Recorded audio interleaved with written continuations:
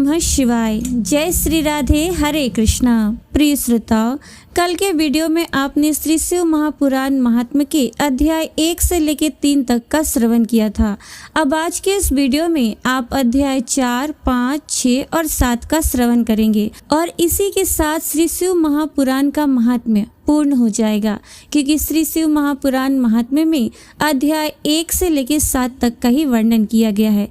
अब सुनिए चौथा अध्याय। ब्राह्मण बोले, सौभाग्य की बात है कि भगवान शंकर की कृपा से शिव पुराण की इस वैराग्य युक्त तथा श्रेष्ठ कथा को सुनकर तुम्हें समय पर चेतना आई है। हे ब्राह्मण पत्नी, तुम डरो मत, भगवान शिव की शरण में जाओ।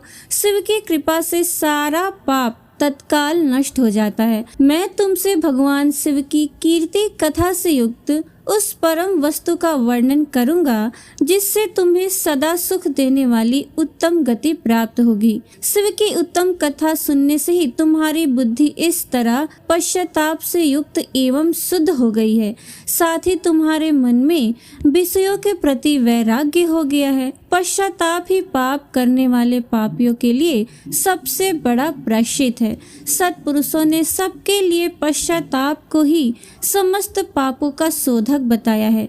पश्चाताप से ही पापों की शुद्धि होती है। जो पश्चाताप करता है वही वास्तव में पापों का प्रायश्चित करता है, क्योंकि सत्पुरुषों ने समस्त पापों की शुद्धि के लिए जैसे प्रायश्चित का उपदेश किया है, वो सब पश्चाताप से संपन्न हो जाता है। जो पुरुष विधि पूर्वक प्रायश्चित करके निर्भय हो जाता है पर अपने कुकर्म के लिए पश्चाताप नहीं करता, उसे प्रायः उत्तम गति प्राप्त नहीं होती, परंतु जिसे अपने कुकृत्य पर हार्दिक पश्चाताप होता है वो अवश्य ही उत्तम गति का भागी होता है, इसमें कोई संशय नहीं है।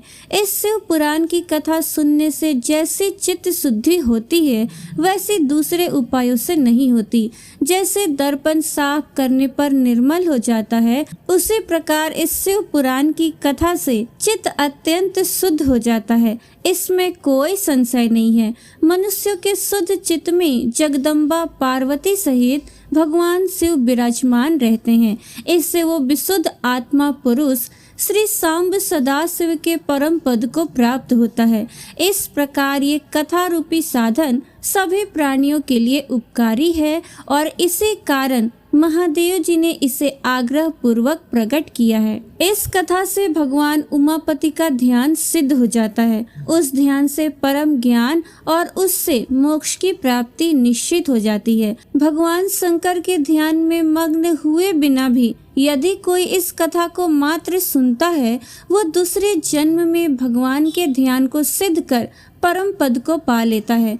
इस कथा के श्रवण से भगवान शंकर के ध्यान को प्राप्त कर पश्चाताप करने वाले पापी पुरुष सिद्धि को प्राप्त हो गए हैं।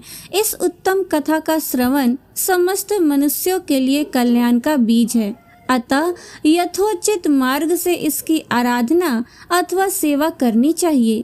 ये कथा श्रवण भव बंधन रूपी रोग का नाश करने वाला है। भगवान शिव की कथा को सुनकर फिर अपने हृदय में उसका मनन एवं निधि ध्यासन करने से पूर्णतया चित्त की शुद्धि हो जाती है। चित्त शुद्धि होने से महेश्वर की भक्ति अपने दोनों पुत्रों ज्ञान और वैराग्य के साथ निश्चय ही प्रकट हो जाती है। तत्पश्चात महेश्वर के अनुग्रह से दिव्य मुक्ति प्राप्त होती है, इसमें कोई संशय नहीं है। जो शिव भक्ति से वंचित है उसे पशु ही समझना चाहिए, क्योंकि उसका चित्त माया के बंधन में आसक्त है।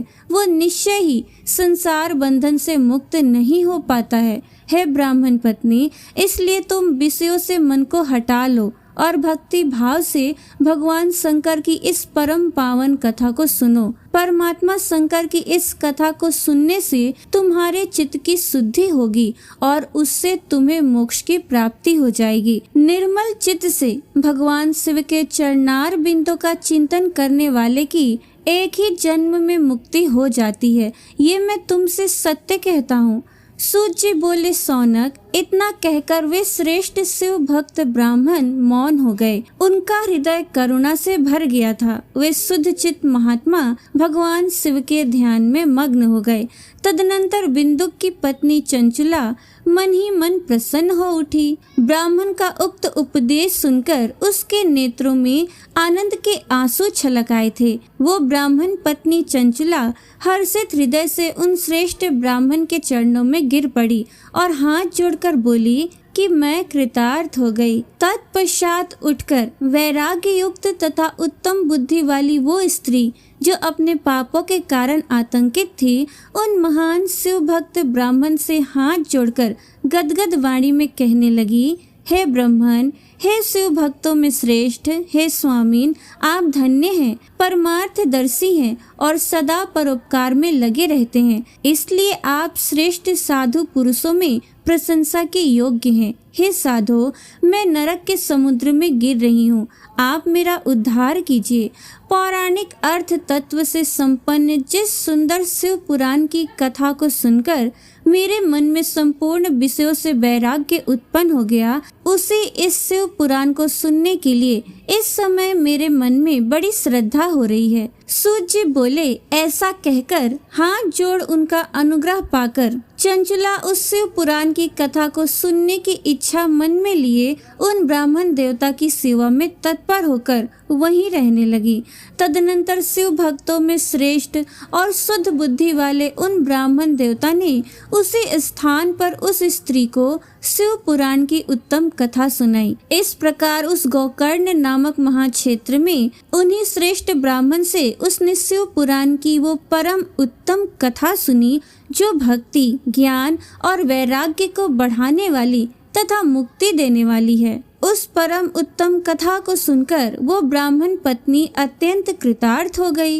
उन सद्गुरु की कृपा से उसका चित्त शीघ्र ही शुद्ध हो गया। भगवान शिव के अनुग्रह से उसके हृदय में शिव के सगुण रूप का चिंतन होने लगा। इस प्रकार सद्गुरु का आश्रय लेकर उसने भगवान शिव में लगी रहने वाली उत्तम बुद्धि प्राप्त करके शिव के सच्चिदानंदमय स्वरूप का बारंबार चिंतन आरंभ किया।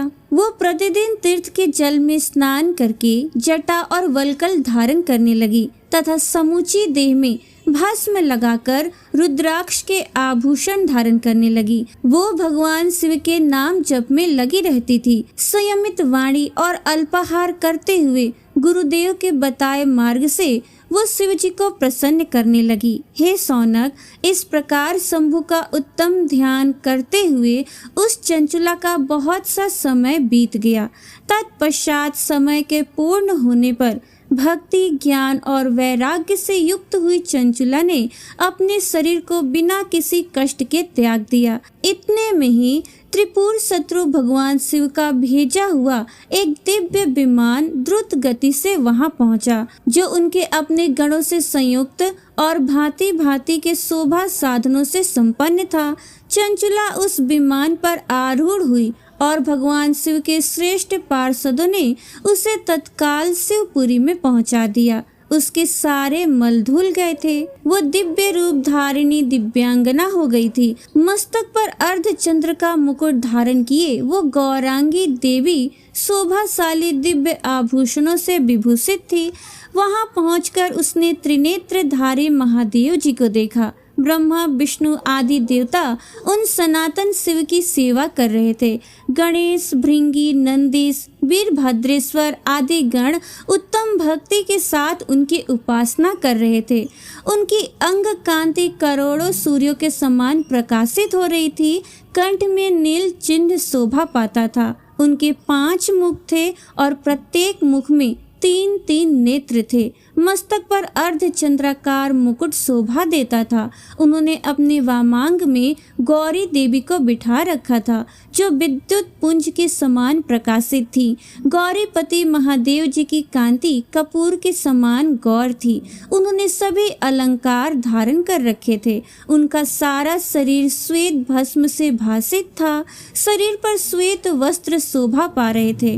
वे अत्यंत उज्जवल वर्ण के थे। इस प्रकार परम उज्जवल भगवान शंकर का दर्शन करके वो ब्राह्मण पत्नी चंचुला बहुत प्रसन्न हुई। अत्यंत प्रीति युक्त होकर उसने बड़ी उतावली के साथ भगवान को बारंबार प्रणाम किया।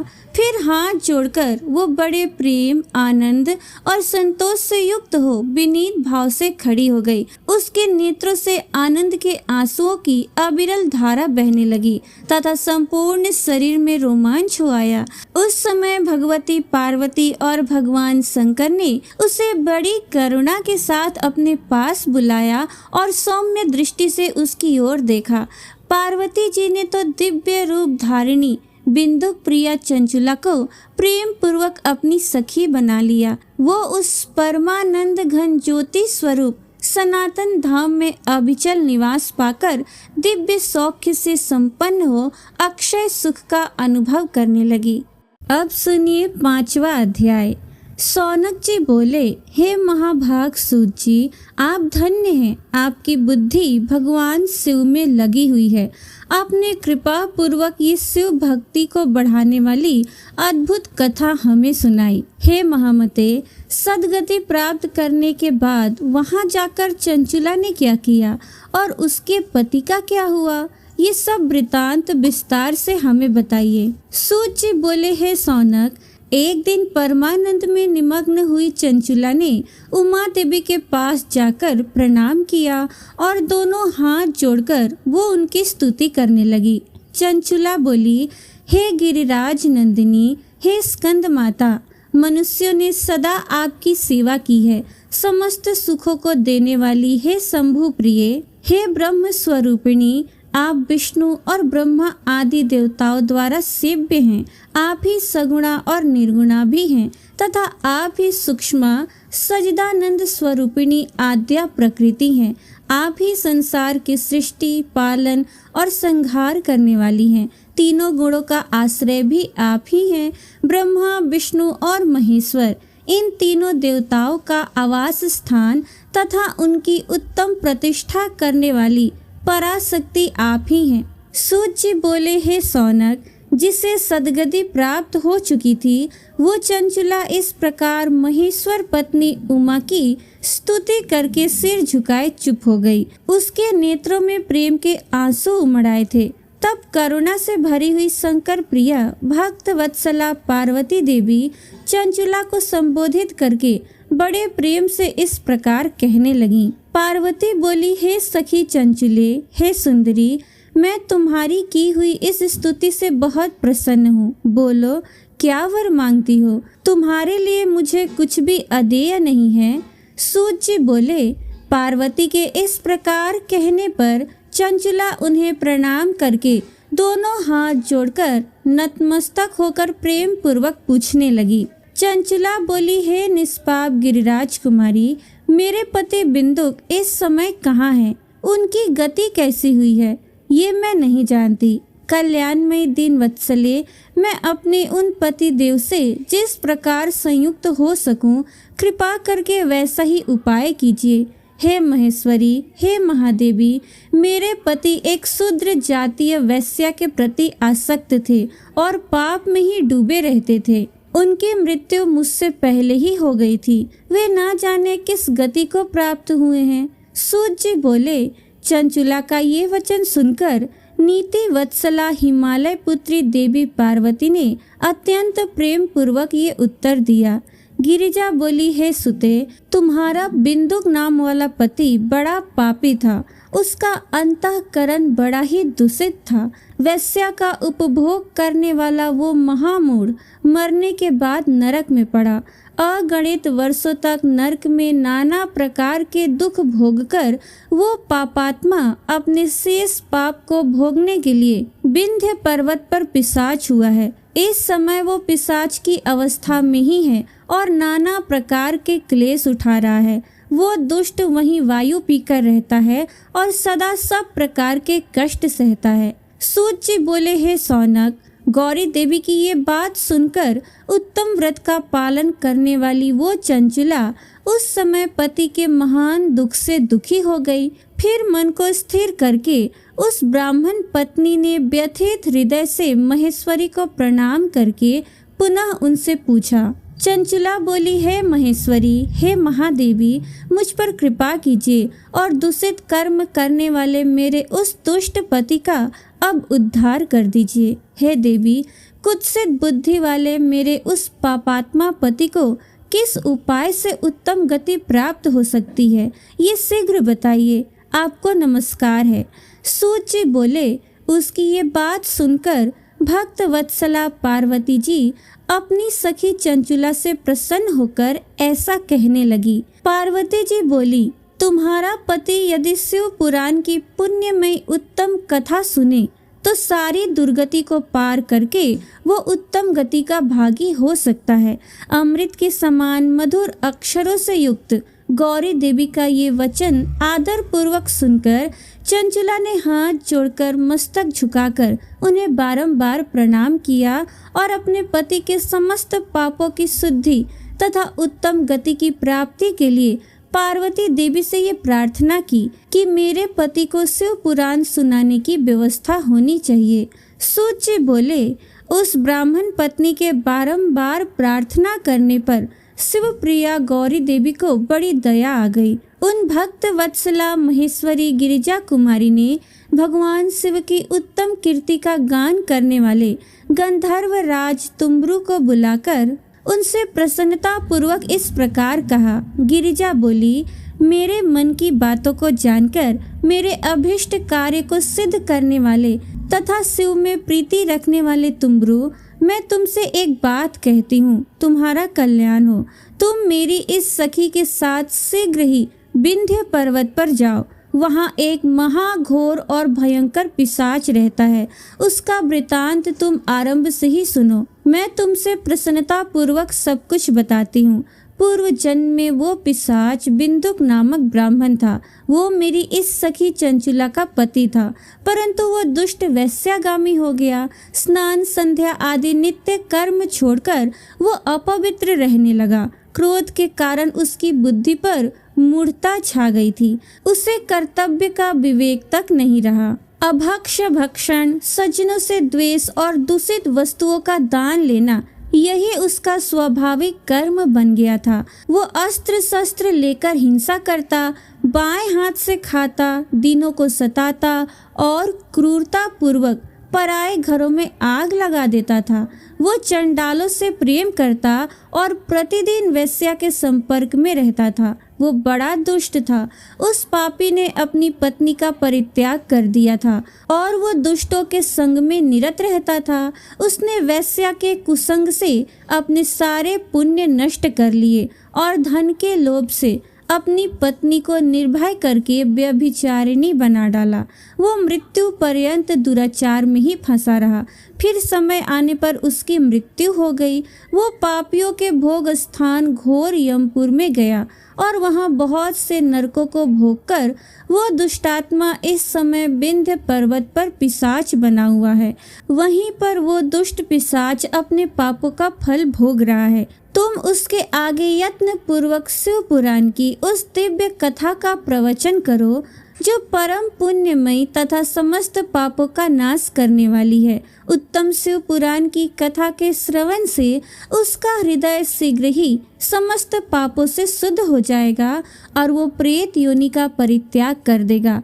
दुर्गति से मुक्त होने पर उस बिंदुक नामक पिशाच को मेरी आज्ञा से विमान पर बिठाकर तुम भगवान शिव के समीप ले आओ। सूत जी बोले, हे सौनक, महेश्वरी उमा के इस प्रकार आदेश देने पर गंधर्व राज तुम्ब्रू मन ही मन बड़े प्रसन्न हुए और उन्होंने अपने भाग्य की सराहना की। तत्पश्चात उस पिशाच की सती साध्वी पत्नी चंचुला के साथ विमान पर बैठकर नारद के प्रिय मित्र तुम्ब्रू वेग पूर्वक विंध्याचल पर्वत पर गए जहाँ वो पिशाच रहता था। वहाँ उन्होंने उस पिशाच को देखा। उसका शरीर विशाल था। वो कभी हंसता, कभी रोता और कभी उछलता था। उसकी आकृति बड़ी विकराल थी। भगवान शिव की उत्तम कीर्ति का गान करने वाले महाबली तुमरू ने उस अत्यंत भयंकर पिशाच को बलपूर्वक पासों द्वारा बांध लिया। तदनंतर तुमरू ने शिव पुराण की कथा बाँचने का निश्चय करके महोत्सव युक्त स्थान और मंडप आदि की रचना की। इतने में ही संपूर्ण लोकों में बड़े वेग से ये प्रचार हो गया कि देवी पार्वती की आज्ञा से एक पिशाच का उद्धार करने के उद्देश्य से शिव पुराण की उत्तम कथा सुनाने के लिए तुमरू विंध्य पर्वत पर गए हुए हैं। तब तो उस कथा को सुनने के लोभ से बहुत से देवता और ऋषि भी शीघ्र ही वहां आ पहुंचे। आदर पूर्वक शिव पुराण सुनने के लिए आए हुए लोगों का उस पर्वत पर बड़ा अद्भुत और कल्याणकारी समाज जुट गया। तत्पश्चात तुमरू ने उस पिशाच को पासों में बांधकर आसन पर बिठाया और हाथ में बीड़ा लेकर गौरीपति की कथा का गान आरंभ किया। महात्म्य सहित पहली अर्थात प्रथम संहिता से लेकर 7वीं संहिता तक शिव पुराण की कथा का उन्होंने स्पष्ट वर्णन किया। 7 संहिता वाले शिव पुराण का आदर पूर्वक श्रवण करके वे सभी श्रोता पूर्णतः कृतार्थ हो गए। उस परम पुण्यमय शिव पुराण को सुनकर उस पिशाच ने अपने सभी पापों को धोकर उस पैशाचिक शरीर को त्याग दिया और शीघ्र ही उसका रूप दिव्य हो गया। अंग कांति गौर वर्ण की हो गई। शरीर पर श्वेत वस्त्र तथा सब प्रकार के पुरुषोचित आभूषण उसके अंगों को उद्भासित करने लगे। वो त्रिनेत्रधारी चंद्रशेखर रूप हो गया। इस प्रकार दिव्य देहधारी होकर श्रीमान बिंदुक अपनी भार्या चंचुला के साथ स्वयं भी पार्वती पति भगवान शिव के दिव्य चरित्र का गुणगान करने लगा। उसकी स्त्री को इस प्रकार दिव्य रूप से सुशोभित देखकर वे सभी देवता और ऋषि बड़े विस्मित हुए। उनका चित्त परमानंद से परिपूर्ण हो गया। भगवान महेश्वर का वो अद्भुत चरित्र सुनकर वे सभी श्रोता परम कृतार्थ हो प्रेम पूर्वक श्री शिव का यशोगान करते हुए अपने अपने धाम को चले गए। दिव्य रूपधारी श्रीमान बिंदुक भी सुंदर विमान पर अपनी प्रियतमा के पास बैठकर सुख पूर्वक आकाश में स्थित हो परम शोभा पाने लगा। तदनंतर महेश्वर के सुंदर एवं मनोहर गुणों का गान करता हुआ वो अपनी प्रियतमा तथा तुमरू के साथ शीघ्र ही शिव धाम में जा पहुंचा।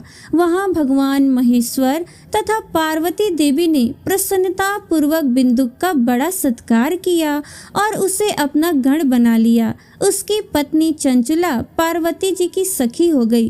उस घनीभूत ज्योति स्वरूप परमानंदमय सनातन धाम में अविचल निवास पाकर वे दोनों दंपत्ति परम सुखी हो गए। ये उत्तम इतिहास मैंने आपको सुनाया जो पापों का नाश करने वाला, उमा महेश्वर को आनंद देने वाला, अत्यंत पवित्र तथा उनमें भक्ति बढ़ाने वाला है। जो इसे भक्ति पूर्वक सुनता है अथवा एकाग्रचित होकर इसका पाठ करता है वो अनेक सांसारिक सुखों को भोग कर अंत में मुक्ति प्राप्त करता है। प्रिय श्रोताओ, शिव पुराण महात्म्य में बिंदुक सदगति वर्णन नामक 5वां अध्याय पूर्ण हुआ। तो प्रेम से बोलिए नमः पार्वती पतये हर हर महादेव। प्रिय श्रोताओ, आगे के अध्यायों का श्रवण आप कल के वीडियो में जरूर कीजिएगा। अब सुनिए शिव चालीसा और आरती। अब सुनिए 6ठा अध्याय। सौनक जी बोले, हे महाप्राज्ञ, हे व्यास शिष्य, हे सूत जी, आपको नमस्कार है। आप धन्य हैं और शिव भक्तों में श्रेष्ठ हैं। आपके महान गुण वर्णन करने योग्य हैं। अब आप कल्याण में शिव पुराण के श्रवण की विधि बताइए जिससे सभी श्रोताओं को संपूर्ण उत्तम फल की प्राप्ति हो सके। सूत जी बोले, हे सौनक, हे मुनि, अब मैं आपको संपूर्ण फल की प्राप्ति के लिए शिव पुराण के श्रवण की विधि बता रहा हूँ। सर्वप्रथम किसी ज्योतिषी को बुलाकर दान मान से संतुष्ट करके अपने सहयोगी लोगों के साथ बैठकर बिना किसी विघ्न बाधा के कथा की समाप्ति होने के उद्देश्य से शुद्ध मुहूर्त का अनुसंधान कराएं। तदनंतर प्रयत्न पूर्वक देश देश में स्थान स्थान पर ये शुभ संदेश भेजें कि हमारे यहाँ शिव पुराण की कथा होने वाली है। अपने कल्याण की इच्छा रखने वाले लोगों को उसे सुनने के लिए अवश्य ही पधारना चाहिए। कुछ लोग भगवान श्री हरि की कथा से बहुत दूर हो गए हैं। कितने ही स्त्री, शूद्र आदि भगवान शंकर के कथा कीर्तन से वंचित रहते हैं। उन सबको भी सूचना हो जाए ऐसा प्रबंध करना चाहिए। देश देश में जो भगवान शिव के भक्त हों तथा शिव कथाएं, कीर्तन और श्रवण के लिए उत्सुक हों, उन सबको आदर पूर्वक बुलवाना चाहिए। उन्हें कहलाना चाहिए कि यहाँ सत्पुरुषों को आनंद देने वाला समाज तथा अति अद्भुत उत्सव होगा, जिसमें शिव पुराण का पारायण होगा। श्री शिव पुराण की रसमयी कथा का श्रवण करने हेतु आप लोग प्रेम पूर्वक शीघ्र पधारने की कृपा करें। यदि समय का अभाव है तो प्रेम पूर्वक एक दिन के लिए भी आइए। आपको निश्चय ही आना चाहिए, क्योंकि इस कथा में क्षण भर के लिए बैठने का सौभाग्य भी दुर्लभ है। इस प्रकार विनय और प्रसन्नता पूर्वक श्रोताओं को निमंत्रण देना चाहिए और आए हुए लोगों का सब प्रकार से आदर सत्कार करना चाहिए। शिव मंदिर में, तीर्थ में, वन प्रांत में अथवा घर में शिव पुराण की कथा सुनने के लिए उत्तम स्थान का निर्माण करना चाहिए। कथा भूमि को लीपकर शोधन करना चाहिए तथा धातु आदि से उस स्थान को सुशोभित करना चाहिए। महोत्सव के साथ साथ वहां अद्भुत तथा सुंदर व्यवस्था कर लेनी चाहिए। कथा के लिए अनुपयोगी घर के साज सामान को हटाकर घर के किसी एकांत कोने में सुरक्षित रख देना चाहिए। केले के खंभों से सुशोभित एक ऊंचा कथा मंडप तैयार कराएं। उसे सब और फल, पुष्प आदि तथा सुंदर चंदवों से अलंकृत करें और चारों ओर ध्वजा पताका लगाकर तरह तरह के सामानों से सजाकर सुंदर शोभा संपन्न बना दें। भगवान शिव के प्रति सब प्रकार से उत्तम भक्ति करनी चाहिए, क्योंकि वही सब तरह से आनंद का विधान करने वाली है। परमात्मा भगवान शंकर के लिए दिव्य आसन का निर्माण करना चाहिए तथा कथा वाचन के लिए भी एक ऐसा दिव्य आसन बनाना चाहिए जो उनके लिए सुखद हो सके। हे मुने, नियम पूर्वक कथा सुनने वाले श्रोताओं के लिए भी यथा योग्य सुंदर स्थानों की व्यवस्था करनी चाहिए। अन्य लोगों के लिए भी सामान्य रूप से स्थान बनाने चाहिए। हे सौनक जी, विवाह उत्सव में जैसी उल्लासपूर्ण मन स्थिति होती है, वैसी ही इस कथा उत्सव में रखनी चाहिए। सब प्रकार की दूसरी लौकिक चिंताओं को भूल जाना चाहिए। वक्ता उत्तर दिशा की ओर मुख करे तथा श्रोतागण पूर्व दिशा की ओर मुख करके पालथी लगा कर बैठे। इस विषय में भी कोई विरोध नहीं है कि पूज्य पूजक के बीच पूर्व दिशा रहे अथवा वक्ता के सम्मुख श्रोताओं का मुख रहे, ऐसा कहा गया है। पौराणिक वक्ता व्यास आसन पर जब तक विराजमान रहे तब तक प्रसंग समाप्ति के पूर्व किसी को नमस्कार नहीं करना चाहिए। पुराण का विद्वान वक्ता चाहे बालक, युवा, वृद्ध, दरिद्र अथवा दुर्बल जैसा भी हो, पुण्य चाहने वालों के लिए सदा वंदनीय और पूज्य होता है। जिसके मुख से निकली हुई वाणी देहधारियों के लिए कामधेनु के समान अभीष्ट फल देने वाली होती है, उस पुराण वेता वक्ता के प्रति तुक्ष बुद्धि कभी नहीं करनी चाहिए। संसार में जन्म तथा गुणों के कारण बहुत से गुरु होते हैं, परंतु उन सब में पुराणों का ज्ञाता विद्वान ही परम गुरु माना गया है। करोड़ों योनियों में जन्म ले लेकर दुख भोगते हुए प्राणियों को जो मुक्ति प्रदान करता है, उस पुराण वक्ता से बड़ा दूसरा कौन गुरु हो सकता है। पुराण वेता पवित्र, दक्ष, शांत, ईर्ष्या पर विजय पाने वाला, साधु और दयालु होना चाहिए। ऐसा प्रवचन कुशल विद्वान इस पुण्यमयी कथा को कहे। सूर्योदय से आरंभ करके 3:30 पहर तक उत्तम बुद्धि वाले विद्वान पुरुष को शिव पुराण की कथा सम्यक रीति से बाँचनी चाहिए। जो धूर्त, दुराचारी तथा दूसरे से विवाद करने वाले और प्रपंची लोग हैं, उन कुटिल वृत्ति वाले लोगों के सामने ये कथा नहीं कहनी चाहिए। दुष्टों से भरे तथा डाकुओं से घिरे प्रदेश में और धूर्त व्यक्ति के घर में इस पवित्र कथा को नहीं कहना चाहिए। मध्याह्न काल में 2 घड़ी तक कथा बंद रखनी चाहिए, जिससे कथा कीर्तन से अवकाश पाकर लोग शौच आदि से निवृत्त हो सके। कथा प्रारंभ के दिन से एक दिन पहले व्रत ग्रहण करने के लिए वक्ता को छौर करा लेना चाहिए। जिन दिनों कथा हो रही हो उन दिनों प्रयत्न पूर्वक प्रातः काल का सारा नित्य कर्म संक्षेप में ही कर लेना चाहिए। वक्ता के पास उसकी सहायता के लिए एक दूसरा वैसा ही विद्वान स्थापित करना चाहिए जो सब प्रकार के संशयों को निवृत्त करने में समर्थ और लोगों को समझाने में कुशल हो। कथा में आने वाले विघ्नों की निवृत्ति के लिए गणेश जी का पूजन करें। जय हो विघ्नहर्ता गणेश की। कथा के स्वामी भगवान शिव की तथा विशेषतः शिव पुराण ग्रंथ की भक्ति भाव से पूजा करें। तत्पश्चात उत्तम बुद्धि वाला श्रोता विधि पूर्वक तन मन से शुद्ध एवं प्रसन्नचित होकर आदर पूर्वक शिव पुराण की कथा सुने। जो वक्ता और श्रोता अनेक प्रकार के कर्मों में भटक रहे हो, काम आदि 6 विकारों से युक्त हो, स्त्री में आसक्ति रखते हो और पाखंड पूर्ण बातें कहते हो, वे पुण्य के भागी नहीं होते। जो लौकिक चिंता तथा धन गृह एवं पुत्र आदि की चिंता को छोड़कर कथा में मन लगाए रहता है, उस शुद्ध बुद्धि पुरुष को उत्तम फल की प्राप्ति होती है।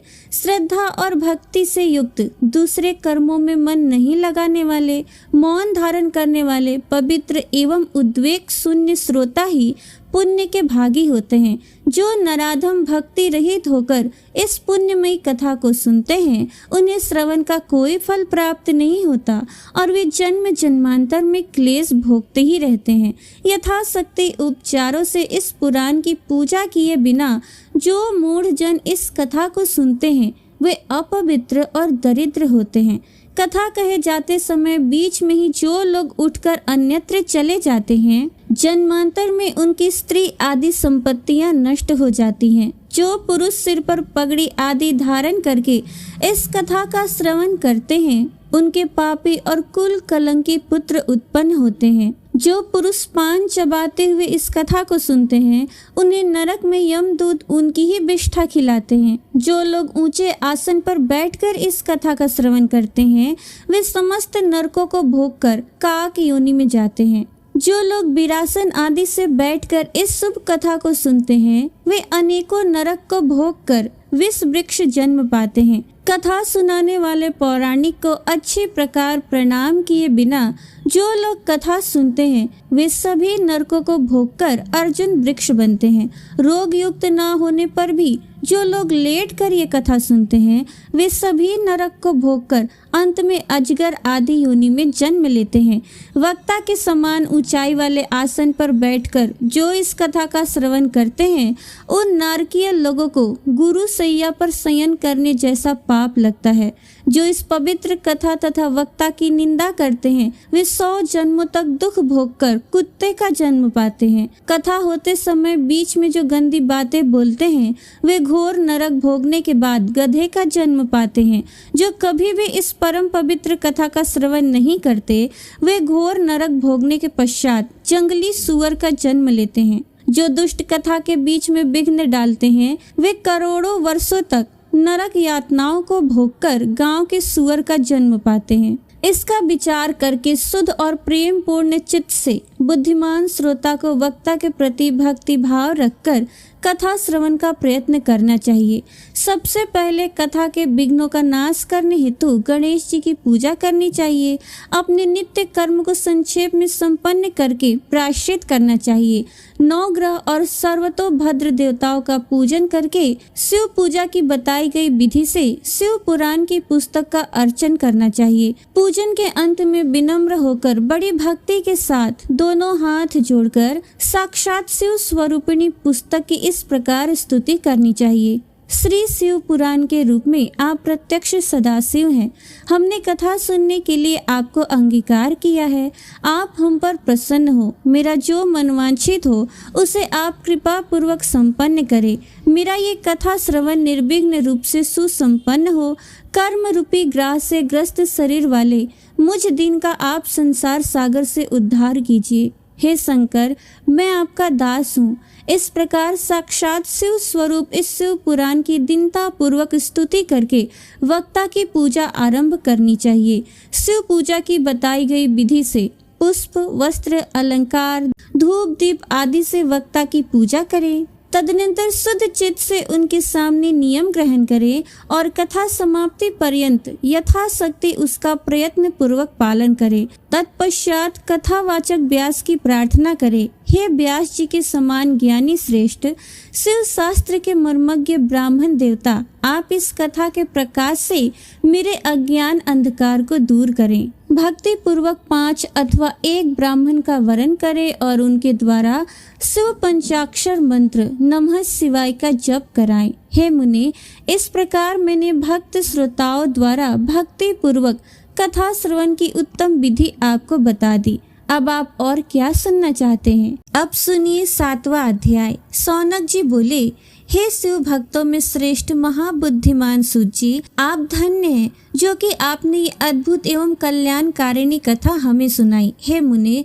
शिव पुराण की कथा सुनने के लिए व्रत धारण करने वाले लोगों को किन नियमों का पालन करना चाहिए, ये भी कृपा पूर्वक सबके कल्याण की दृष्टि से बताइए। सूत जी बोले, हे सौनक, अब शिव पुराण सुनने का व्रत लेने वाले पुरुषों के लिए जो नियम है उन्हें भक्ति पूर्वक सुनिए। नियम पूर्वक इस श्रेष्ठ कथा को सुनने से बिना किसी विघ्न बाधा के उत्तम फल की प्राप्ति हो जाती है। दीक्षा से रहित लोगों का कथा श्रवण में अधिकार नहीं है। अतः मुने, कथा सुनने की इच्छा वाले सब लोगों को पहले वक्ता से दीक्षा ग्रहण करनी चाहिए।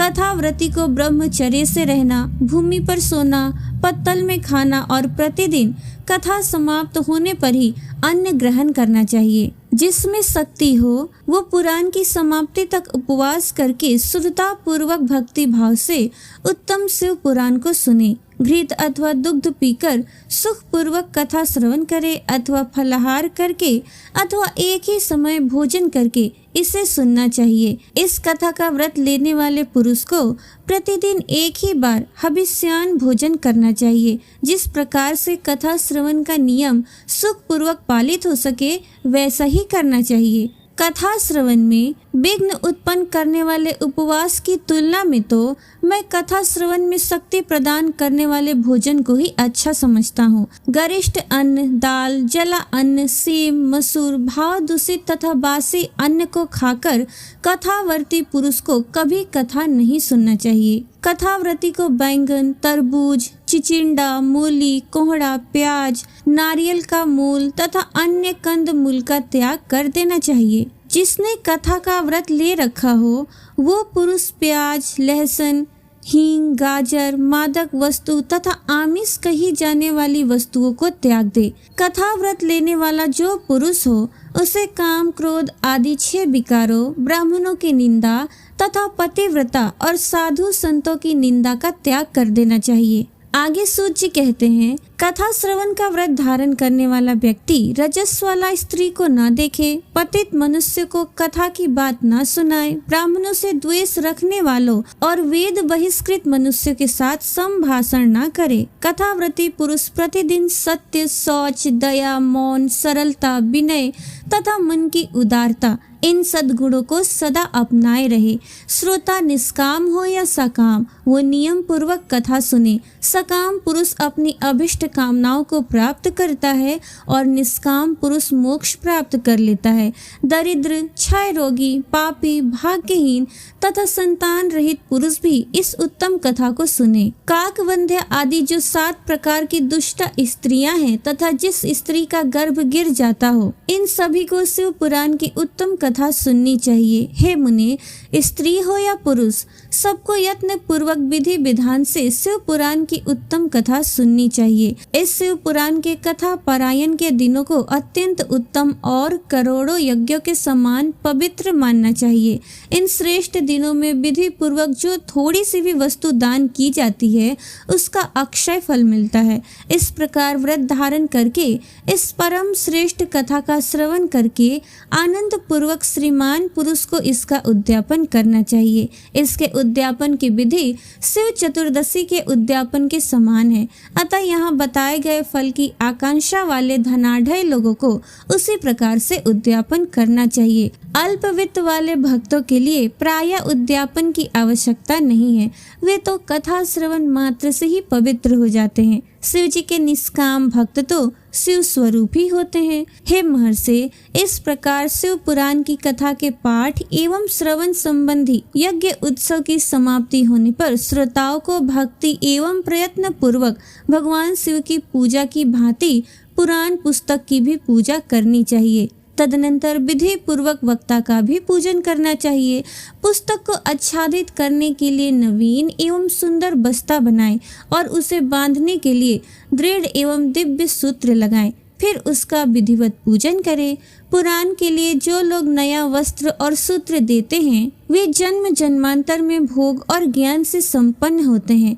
कथावाचक को अनेक प्रकार के बहुमूल्य पदार्थ देने चाहिए और उत्तम वस्त्र, आभूषण और सुंदर पात्र आदि विशेष रूप से देने चाहिए। पुराण के आसन रूप में जो लोग कंबल, मृग चर्म, वस्त्र, चौकी, तख्ता आदि प्रदान करते हैं वे स्वर्ग प्राप्त करके मनवांछित सुखों का उपभोग कर पुनः कल्प पर्यंत ब्रह्मलोक में रहकर अंत में शिवलोक को प्राप्त करते हैं। मुनि श्रेष्ठ, इस प्रकार महान उत्सव के साथ पुस्तक और वक्ता की विधिवत पूजा करके वक्ता की सहायता के लिए स्थापित किए गए पंडित का भी उसी अनुसार उससे कुछ ही कम धन आदि के द्वारा सत्कार करें।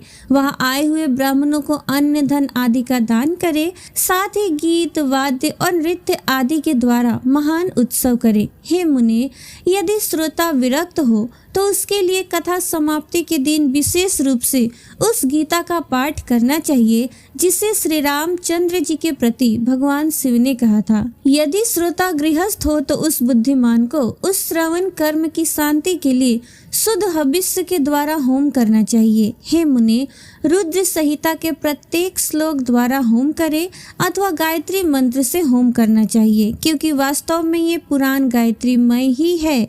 अथवा शिव पंचाक्षर मूल मंत्र से हवन करना उचित है। होम करने की शक्ति ना हो तो विद्वान पुरुष यथाशक्ति हवनीय हविष्य का ब्राह्मण को दान करे। भक्ति पूर्वक शिव सहस्त्र नाम का पाठ अथवा श्रवण करे।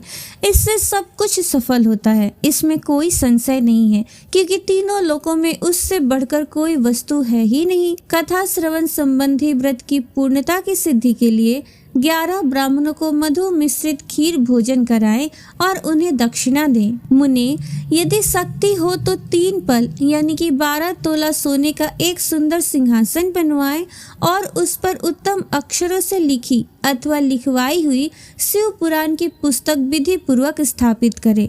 तत्पश्चात पुरुष आवाहन आदि विविध उपचारों से उसकी पूजा करके दक्षिणा चढ़ाए। तदनंतर जितेंद्रिय आचार्य का वस्त्र, आभूषण एवं गंध आदि से पूजन करके उत्तम बुद्धि वाला श्रोता भगवान शिव के संतोष के लिए दक्षिणा सहित वो पुस्तक उन्हें समर्पित कर दे। हे सौनक, इस पुराण के उस दान के प्रभाव से भगवान शिव का अनुग्रह पाकर पुरुष भाव बंधन से मुक्त हो जाता है। इस तरह विधि विधान का पालन करने पर श्री संपन्न शिव पुराण संपूर्ण फल को देने वाला तथा भोग और मोक्ष का दाता होता है। हे मुनि, मैंने आपको शिव पुराण का ये सारा महात्म्य जो संपूर्ण अभिष्ट को देने वाला है बता दिया। अब और क्या सुनना चाहते हैं? श्री संपन्न शिव पुराण समस्त पुराणों का तिलक स्वरूप माना गया है। ये भगवान शिव को अत्यंत प्रिय, रमणीय तथा भाव रोग का निवारण करने वाला है। जो सदा भगवान विश्वनाथ का ध्यान करते हैं, जिनकी वाणी शिव के गुणों की स्तुति करती है और जिनके दोनों कान उनकी कथा सुनते हैं, इस जीव जगत में उन्हीं का जन्म लेना सफल है। वे निश्चय ही संसार सागर से पार हो जाते हैं। भिन्न भिन्न प्रकार के समस्त गुण जिनके सच्चिदानंदमय स्वरूप का कभी स्पर्श नहीं करते, जो अपनी महिमा से जगत के बाहर और भीतर वाणी एवं मनोवृत्ति रूप में प्रकाशित होते हैं, उन अनंत आनंद घन रूप परम शिव की मैं शरण लेता हूँ। हर हर महादेव। जय जय श्री राधे। प्रिय श्रोताओ, आज का अध्याय यहीं पर समाप्त हुआ। आगे के अध्याय का श्रवण आप कल के वीडियो में जरूर कीजिएगा। जय श्री राधे। हरे कृष्णा।